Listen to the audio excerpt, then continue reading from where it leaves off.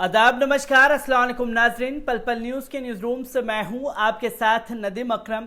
ये तस्वीर आप मेरे बराबर में देख रहे हैं, ये तस्वीर है मोहम्मद फखरुद्दीन उर्फ मुल्ला जी की, जो कि अपने परिवार का भरण पोषण करने के लिए कई सालों से दिल्ली में काम कर रहे थे और कैसे करके इन्होंने कुछ पैसे इकट्ठा किए और उस पैसे के चलते जो है इनके दोस्तों द्वारा इनकी हत्या कर दी जाती है। और इस हत्या को सबसे बड़ी बात, पुलिस प्रशासन पूरी तरीके से दबाने पर लगा हुआ है और परिवार जो है वो दर दर भटक रहा है। और जब परिवार हमारे संपर्क में आया तो मोहम्मद फखरुद्दीन केस में वो सारे पहलू नजर आए जिसमें जानबूझ करके लिपापोती करने की कोशिश की जा रही है।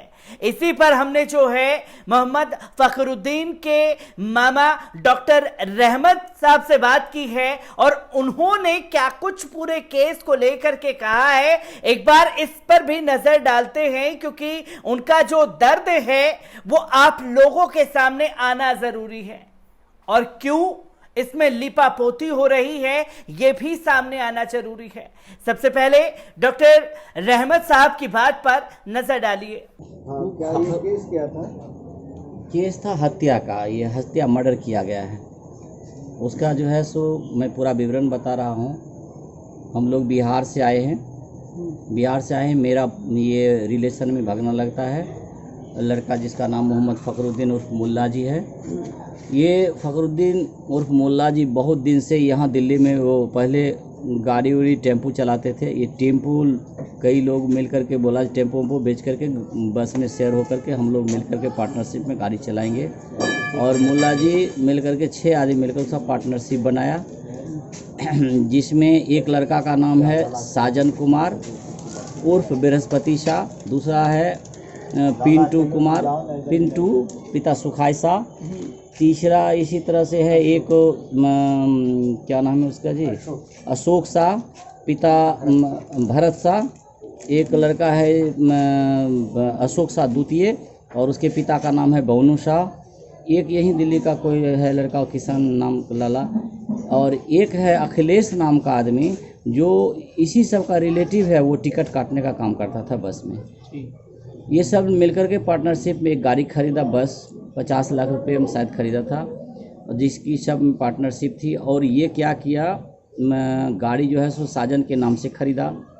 साजन जो है सो गाड़ी का वो देख रेख गाड़ी का कागज़ पत्र जो भी था या पैसे का हिसाब किताब मुल्ला जी बराबर किया करते थे।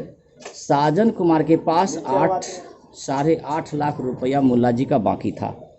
साजन कुमार के यहाँ जो गाड़ी का मालिक था उसके यहाँ मुल्ला जी का 8.5 लाख रुपया बकाया था। तो गाड़ी कुछ दिन पहले मैंने गाड़ी कुछ दिन चलाने के बाद जो है सो साजन कुमार एक दिन गाड़ी पर ही था और गाड़ी वो दिल्ली से बिहार चल रही थी मुजफ्फरपुर तक के लिए। संजोग ऐसा हुआ कि उस गाड़ी में क्या था, कोई घटना हुई, जैसे भी जो भी हो मुझे मालूम नहीं है, लेकिन सुनने में आया कि उसमें कुछ लोग बता रहे हैं कि वो दारू उरू का कुछ चक्कर था कि क्या था। उसमें क्या हुआ कि गाड़ी पकड़ी गई। वो गाड़ी थी गोपालगंज थाना का, कोचाई कोट थाना है, कोचाई कोट थाना जिला गोपालगंज बिहार में। वहाँ से वो गाड़ी जो है सो पकड़ ली गई और वो लड़का को भी पकड़ लिया, उसको जेल भेज दिया। जेल भेजने के बाद जेल से खटके वो जो है सो फिर उसको प्रक्रिया के तहत कानून उसको छुट्टी करवाया, कानूनी प्रक्रिया के तहत। यही लोग मिलकर सब प्रयास करके, जिसमें फखरुद्दीन का मुख्य भूमिका थी। और उसको छुड़ाने के कुछ दिन के बाद ही, और वो जो साजन कुमार के नाम जो बस है, साजन कुमार को ही पकड़ा था। वो जिसमें जेल में था प्रयास कर रहा था कि किसी तरह से छुड़ाए। जब छूट गया वो, पहला पैसा उसके यहाँ बकाया 8.5 लाख रुपया फखरुद्दीन का था। गाड़ी छुड़ाने के लिए, अभी भी गाड़ी जो है सो गोपालगंज में शायद बंद है। गाड़ी छुड़ाने के लिए फिर जो है सो कहा गया क्या 3,70,000 रुपये की ज़रूरत है, उसमें खर्चा है, हाँ वहाँ मान लीजिए लगेगा। इस तरह सब लोग आपस में फैसला कर लिए थे। तो फखरुद्दीन को जो है सो बोला गया कि पैसा की व्यवस्था कीजिए। वो फखरुद्दीन भी बोला सब कुछ पैसा की व्यवस्था सब आदमी कर लीजिए और इसको जो है गाड़ी छुड़वा लीजिए। गाड़ी नीलाम होने वाला था। फखरुद्दीन एड़ी चोटी लगाया कि किसी तरह इसके नीलामी से बचाया जाए। घर से 2 लाख रुपया लाया और बाकी रुपया इन लोगों से मांग रहा था, जो पार्टनर्स थे उनसे, जो पैसा आप लोग दीजिए ताकि गाड़ी को छुड़ा लिया जाए। अगर गाड़ी नहीं छूटती है तो सबका गाड़ी चला जाएगा। इस पर वो लोग पैसा देने से कतरा रहे थे, दे रहे थे। फखरुद्दीन का एक ऑडियो कैसेट मिला है मरने से आधा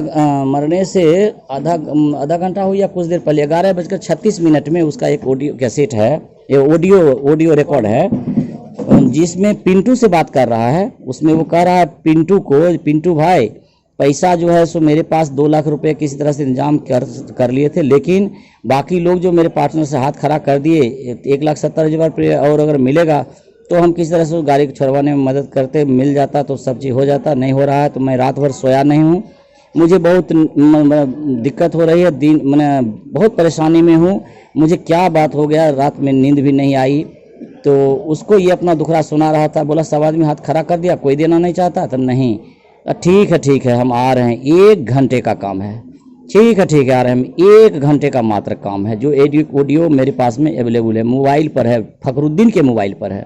उसको वो लोग साक्ष्य के रूप में मिटाना चाह रहा था, मिटा दिया था एक तरह से, फिर से उसको रिकवर किया गया। तो फखरुद्दीन के घर में जो भी सामान वामान था वो भी यही अशोक सा वगैरह सब ले लिया है, सबको। उसको उसमें कागज पत्र था, 2 लाख रुपया था उसका बैग में। वो बोल रहा था कि मेरे पास भैया 2 लाख रुपया है, मैं डर रहा हूँ, अकेले डरे से मैं घर में हूँ, क्या करूँ, कैसे निकलूँ घर से तो मैं निकल नहीं पा रहा हूँ, तो आप आएंगे।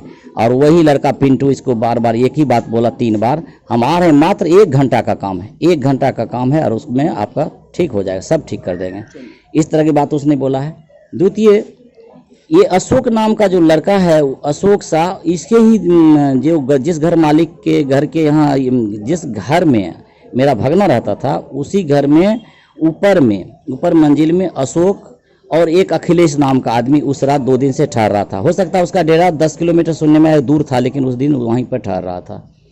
हुआ क्या, रात में ये लोग सब, ये चार आदमी अशोक, साजन और ये पिंटू, उसके बाद ये एक और अशोक है और एक और लड़का है, उसका क्या नाम, ये सब जो है जो आपस में ये लोग सारू के रिश्ता में हैं, बहनोई के रिश्ता में, सब कुटुंब रिश्तेदार हैं, एक ही स्वजाति से। और सबका घर मधेपुरा खारे ग्राम पड़ता है, ग्राम खारे। सारे पड़ोसी हैं, मतलब फखरुद्दीन के जो लोग उसमें पार्टनर थे जी हाँ, पड़ोसी हैं।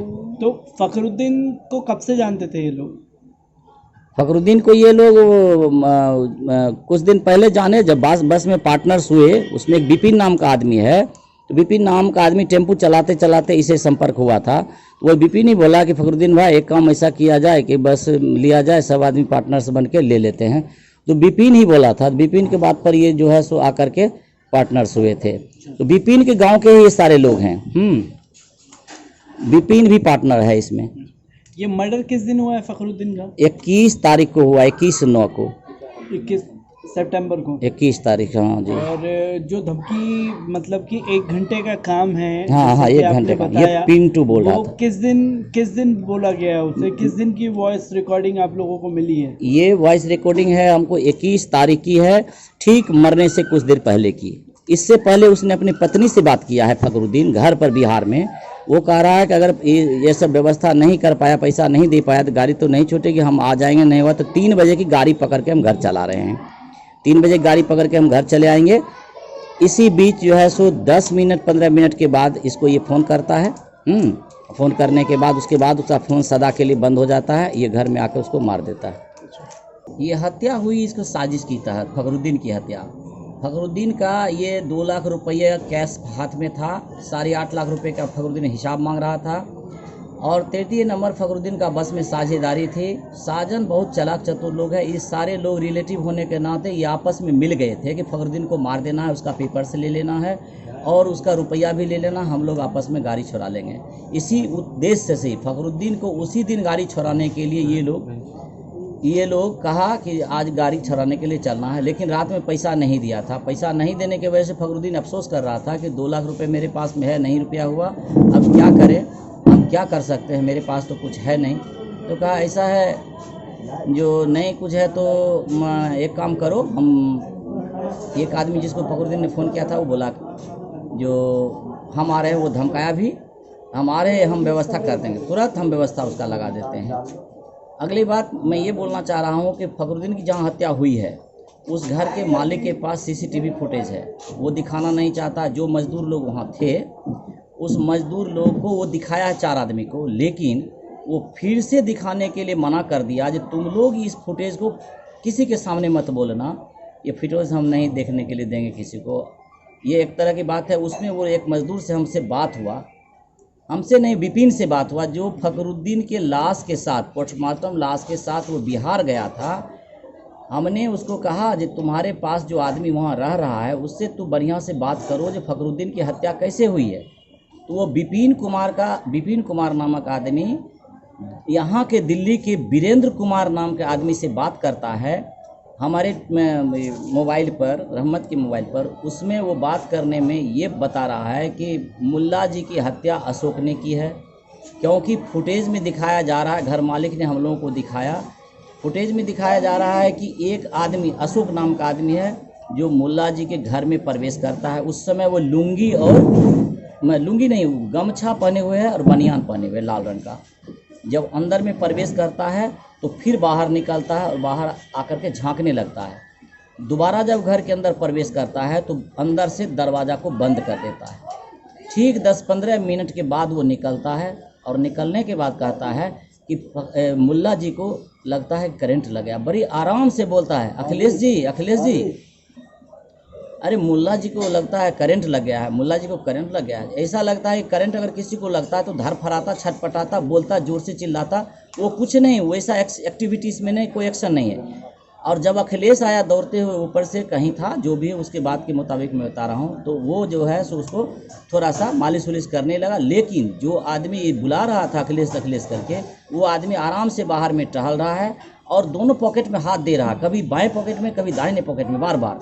लगता है वह उस पॉकेट में रुपया लिया है, जो भी हो, वो बार बार दोनों पॉकेट को चेक कर रहा है। और लौट के फिर फखरुद्दीन को देखने तक नहीं जाता है, जो फखरुद्दीन मर गया, मरा हुआ अवस्था में है। ये जब इस तरह से करंट किसी को लग जाए तो वहाँ का आदमी कभी उसके नज़दीक में नहीं जाकर अगल बगल घूमेगा, आदमी भी वहाँ नहीं है। तो ये साजिश के तहत उसको मार के करंट लगा दिया। इस सब को हजम करने की साजिश है, पांचों पार्टी मिल करके। अब जब पुलिस के गिरफ्त में ये सब आएंगे, राज खुलेगा, तभी इस बात का मेरे पास जो सबूत है वो सबूत बहुत मजबूत सबूत है।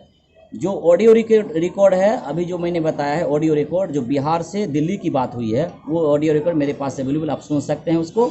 और नंबर 1 कि पिंटू के साथ मरने से जो कुछ देर पहले बात फखरुद्दीन की हुई थी, वो ऑडियो रिकॉर्ड भी मेरे पास अवेलेबल है। उससे बातचीत से बिल्कुल स्पष्ट लगता है कि उसने एक तरह से धमकाया, और फखरुद्दीन इस जवाब में कहता है कि आप भी बोल रहे हैं जो बात, अशोक भी रात में वही बोला। अशोक भी कहा कि ये हाँ, ये हम उसका काम ये ठीक कर देंगे। हमको लगता है क्या होगा, हमको बहुत हम डरे हुए हैं। तो इस तरह की बात जो है, इस तरह की जो बात है, वो हमको लग रहा है कि बिल्कुल ये साजिश है। साजिश करके, चूँकि फखरुद्दीन को वहाँ इलेक्ट्रिक का सब व्यवस्था कर लिया ये लोग पहले से। हाँ, एक बात मैं भूल गया बीच में, जिस समय एक दरवाज़ा लगाता है, अशोक घर के अंदर ढुकता है, दरवाज़ा लगाता है, उसके बाद वो मरा हुआ अवस्था में उसको कहता है कि इलेक्ट्रिक लग गया, बाहर निकलता है। सीसीटीवी से क्लियर हो रहा है कि घर के अंदर कौन प्रवेश किया। और उस समय अगर किसी आदमी को इलेक्ट्रिक शॉर्ट लग जाए तो लोग हल्ला करता है दरवाज़ा खुला रहना चाहिए, बंद क्यों किया, इसके बंद करने का क्या वजह है। अब बंद करने के बाद बोलता है कि इस इलेक्ट्रिक लग गया। ये बहुत गंभीर माने प्रश्न है यहाँ। और वहाँ का 1 नंबर गंभीर प्रश्न है कि पिंटू भी उसको बोल रहा है कि हम आ रहे हैं तो व्यवस्था लगा देते हैं। अब रही खोजने की बात, और भी इसका रिकॉर्ड जो है सो इसको ख़राब कर दिया है। उसका मोबाइल जो था फखरुद्दीन का, इसी लोगों के हाथ में था। उसके रिकॉर्ड को, जो उसका फाइल में बहुत सा था, उसको भी बर्बाद कर दिया है। उस सब से पता भी चल सकता है कि और ये कैसे कैसे क्या हुआ घटना। इसी नंबर में इसका जो भी सामान था, जो भी पैसा था, घर मालिक ने भी अशोक को ही सुपुर्द कर दिया, जो तुम ले लो इसको, सब चीज ले जाओ। पुलिस ने इस पर कोई एक्शन नहीं लिया। जो जब इसकी हत्या हो गई, इसी का रूम है, इसी का सामान है, तो ये सामान किसको मिलना चाहिए, इसके गार्जियन को मिलना चाहिए। इसमें क्या है उसका कुछ हमको कोई रिकवरी नहीं करवाया। आज थाना पर बोल रहा था इसका कोई सामान है तो वह ला के दे दो, हमने नहीं लिया। हमने इसलिए नहीं लिया कि वो क्या ला के देगा, अगर उसमें रुपया ही था तो ये तो निकाल लिया होगा, हमको खाली बैग देगा। ये बहाना बना रहा है, तो पुलिस को भी ऐसा नहीं करना चाहिए था। तो पुलिस ने उस कमरे को सील नहीं किया। पुलिस ने कमरे को सील किया, और फिर जो है सो अगर सील करता तो वो बोला कि हम कमरा मालिक जो हम कितना दिन बंद रखेंगे, वो पुलिस के हवाले से बोल रहा हूँ। पुलिस को जब मैंने पूछा तो पुलिस कहा कि कमरा मालिक बोला कितना दिन बंद रखूँगा, और खोल के ले लिया। हमने कहा वहाँ हत्या हुई सर, वो हत्या जिस घर में उसकी हत्या हुई है उस घर को आप सील कर दिए तो फिर पब्लिक को खोलने का क्या अधिकार है, कैसे खोल सकता है? अगर उस घर में जो भी सामान था उसको आपने सीज क्यों नहीं किया? सीज करके एक सीजर लिस्ट बनाते, वो किसका सामान है उसको देते, और तहकीकात करने की ज़रूरत थी कि इसको इलेक्ट्रिक शॉर्ट से मारा गया है या जानबूझकर ये दुर्घटना कर दिया है। नंबर 2, हमारा यहाँ पर कोई नहीं था, एक भी मेरा घर का कोई आदमी नहीं था। इसको तुरंत पोस्टमार्टम के लिए वो जगजीवन राम हॉस्पिटल ले गया, वहाँ भी इसका आदमी सेटिंग है, और तुरंत पोस्टमार्टम करवा करके, पहले तो पोस्टमार्टम कराना ही नहीं चाह रहा था, हम लोगों को कह रहा था फ़ोन पर नहीं कराओ पोस्टमार्टम, इसको बर्बाद हो जाएगा, ऐसे होगा वैसे। फिर भी हमने कहा पोस्टमार्टम अगर करना चाहता है तो कर ले, और वहाँ से करवा के तुरंत लाश को बिहार भेज दिया, जिसमें हम वहाँ 2 आदमी को रखे हुए थे। पुलिस प्रशासन जो चेरिया ब्रैपुर थाना बेगूसराय की है, उनकी देख रेख में डीएसपी साहब वहाँ के प्रदीप कुमार राय, प्रशिक्षित डीएसपी, वहाँ बेचारे बोले थे कि प्रभात रंजन राय जो भी हो, वो बोले थे कि ठीक है। उनको हम लोग गए, गांव के लोग 2-5 हज़ार लोग गया, सर ऐसी सी बात है, वहाँ से मार के लाश को भेज दिया। तो कहा देखिए उस थाना की बात है जहाँ ये घटना घटी है, आप लोग उस थाना से संपर्क कीजिए, वो थाना आपको मदद करेंगे। घटना निश्चित रूप से हुआ है, उनको भी हमने रिकॉर्डिंग सुनाया। यहाँ जब आज हम थाना पर गए तो थाना पर जाने के बाद हमको लगा कि थाना के जो एसएचओ साहब हैं उन्होंने हमको बोला ज़रूर जहाँ और भी जो एविडेंस हमको लाइए हम इस पर जांच पड़ताल करेंगे, लेकिन जो इनका आयोग है जो इसको केस को देख रेख कर रहा, उसके साथ में लगता है कि अशोक शाह का बहुत बड़ा बंधुता है। एक पत्रकार महोदय वहाँ पर थे, और पत्रकार महोदय पहुँचे, मीडिया वाले फोटो ले रहे थे, कुछ बोल रहे थे किसी केस के चेकिंग में, और हम लोग भी वहाँ थे। तो पुलिस ने उसको इशारा किया हट जाओ वहाँ से, अशोक को कहा अशोक जी हट जाइए, लगता है हमको अशोक से उनको बहुत जान पहचान है बना हुआ। तो इस सब को देख करके मुझे लगता है कि पुलिस जो है हमको ये न्याय अगर दिलाएगी तो कोई कर्मठ पुलिस जो ईमानदारी से इसको ये सही ढंग से इसका मैंने देख रेख करे। और मैं आशा करता हूँ कि दिल्ली पुलिस के जो महानिदेशक हैं, मैं उनसे गुजारिश करूँगा, दिल्ली के चीफ मिनिस्टर मुख्यमंत्री महोदय केजरीवाल महोदय से निवेदन करूंगा कि मेरा भगना बहुत ही गरीब परिवार से था, और गरीबी की ज़िंदगी जीते जीते यहाँ वो जो है सो इन लोगों के वजह से उसकी हत्या हो गई है। उसके छोटे छोटे बच्चे हैं, एक बच्चा 7-8 महीना का है, एक बच्चा 1-1.5 साल का या 2 साल का होगा, एक बच्चा और है वो थोड़ा सा उससे बड़ा है, सबसे बड़ी लड़की 7 साल की है। उसको कोई उपाय नहीं है, आज के बाद से उसका बच्चा जो कहाँ रहेगा, क्या खाएगा, इसका भी कोई उपाय नहीं है। वो जो है सो जो आज अशोक कुमार जो जिसका नाम हमने एक्यूज्ड में बनाया है, वो आकर के एक माध्यम से हमको बोल रहा था कि 1.5 लाख रुपया ले लो, कह दो लेने के लिए, और केस क्या करेगा, रफा दफा कर ले, बढ़िया रहेगा। तो इस तरह की बात वो जो इस तरह से कहना शुरू कर दिया है, उसको ये लगता है कि हम कुछ पैसा अगर इसको दे देते हैं तो केस नहीं बने, परेशानी में नहीं जाएं। घटना बिल्कुल ये लोग साजिश की तहत किया है, मैं पूर्ण रूप से अवगत हूँ। और इसको अगर अच्छे ढंग से अगर इस पर गुप्त रूप से हो या खुला रूप से हो जांच पड़ताल की जाए, निष्पक्ष रूप से, जिसमें कोई मान लीजिए कि अगर घुसखोरी नहीं करे, अगर गलत काम नहीं करे, तो इसका न्याय मिल सकता है। हमको पूरा भरोसा है न्याय पर, और न्याय अगर कोई अफसर वैसा हैं दिला सकते हैं। हम इन दोनों जो इस प्रदेश के महकमा के जो हेड हैं उनसे भी मैं रिक्वेस्ट करता हूं आपके सामने कि इस केस में वो भी अपना कुछ ये करें, फैसला करवावें अच्छा ढंग से, या तहकीकात करवावें, इनका इंक्वायरी करवावें सही ढंग से, और दोषी को कड़ी से कड़ी सज़ा दिलाने का काम करें, और उसके बाल बच्चे को जीने के लिए कोई रास्ता निकालने का उपाय किया जाए। नहीं तो वो क्या करेगा, क्या खाएगा, कहाँ रहेगा, उसको कोई उपाय नहीं है। हम आपसे यही निवेदन करेंगे। और आप लोगों के देखने की बात है, ऑडियो रिकॉर्ड भी आपको मैं सुना रहा हूँ, उसके दोनों ऑडियो रिकॉर्ड आपको दे रहा हूँ। जो बिहार से बात किया है उसने अपना आदमी से, उसमें मेरा कोई मान लीजिए आदमी नहीं है, वहाँ वो पूछ रहा है कि मुल्ला जी का कोई आदमी है, वो कहा नहीं है। तो कहा मैं गुप्त रूप से आपको बोल रहा हूँ, कभी ये बात प्रकाश में नहीं लाना। ये बोल रहा है वीरेंद्र नाम का आदमी जो विपिन से बात कर रहा है, तो कभी किसी को मत बतलाना। घर मालिक ने भी मना कर दिया है, और घर मालिक को पुलिस ने मना कर दिया, इसलिए ये सब बात किसी को नहीं बताना है। तो मुझे ये पूर्ण भरोसा भी नहीं लग रहा है कि इस केस का सही से छानबीन होगा या क्या हो सकता है। अगर आप लोगों का सहयोग होगा तो निश्चित रूप से इसमें मदद मिलेगी। और दोषी के ऊपर कार्रवाई किया जा सकता है।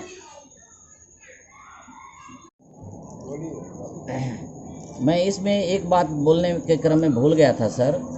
मेरा भागना का 2-4 दिन पहले का फोटोग्राफ मेरे पास अवेलेबल है, और अभी जो शिनाख्त के बाद यानी पोस्टमार्टम के बाद जो उसका फ़ोटो हमने ली है, उस फोटो में ये स्पष्ट दिख रहा है कि इसको मुंह में, नाक में, आँख में, यानी मुंह दबा के, इसका लगता है कि मुंह दबा के हत्या किया। नाक बहुत मुड़ी हुई है क्योंकि नाक को बहुत देर तक दबाया गया, जिससे नाक में फोल्डिंग हो गया है।